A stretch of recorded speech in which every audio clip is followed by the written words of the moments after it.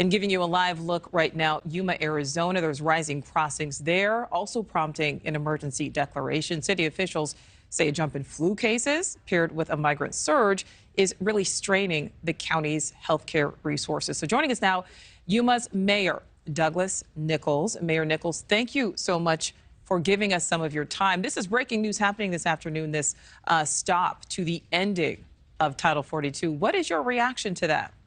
Well, it's great. It's a great stopgap measure, but it's going to be very short-lived. Kicking the can down the road is just not going to go that far down the road, according to the Chief Justice. He still wants to move forward expeditiously through this process. So I don't know how soon that'll be picked back up, but it doesn't sound like it'll be sitting around long, which means our partners at the federal government got to take an opportunity to develop a more robust response than they're currently offering. I want to talk to you about that. You call it kicking the can down the road. But first, Mayor, tell us, what's the situation like on the ground there in Yuma? So today in the Yuma sector, there's about 1,000 to 1,200 people a day crossing. And currently, the Border Patrol is able to handle those numbers by pushing the overcapacity for the Yuma area to other sectors. Well, as Title 42 goes away, the capacity in those other sectors are also going to go away. So even if our numbers don't jump, which I believe they will, the 1,000 to 1,200 people a day still need to be handled through Yuma, and we just don't have that throughput. Well, Mayor, talk to us, what, if anything, have you heard from the federal government on a permanent plan, if Title 42 does in fact end? Because again, you're calling this kind of just kicking the can down the road.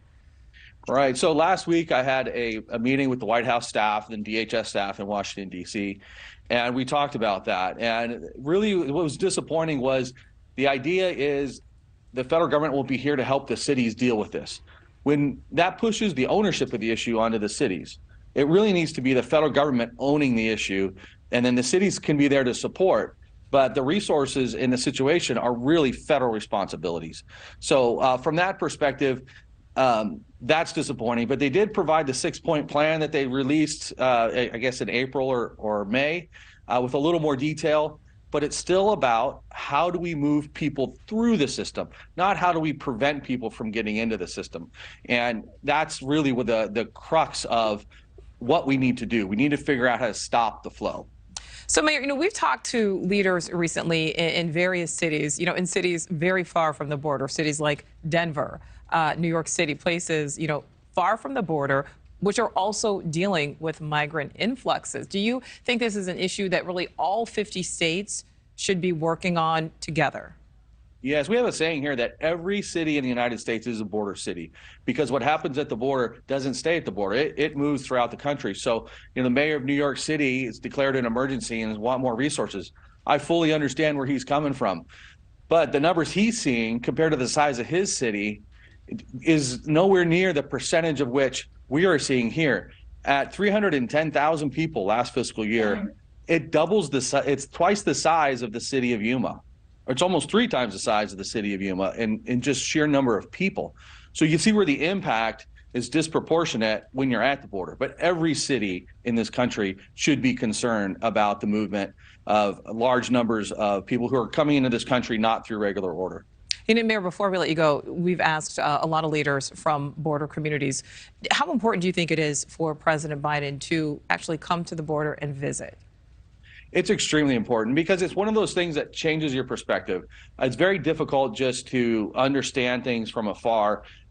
That's why leaders go all over the world to look at different situations. It's not just to have a fun trip. It's actually to put eyes on it. So as humans, we can understand the situation. There's human atrocities happening along these trips. You need to see the people, look in their eyes.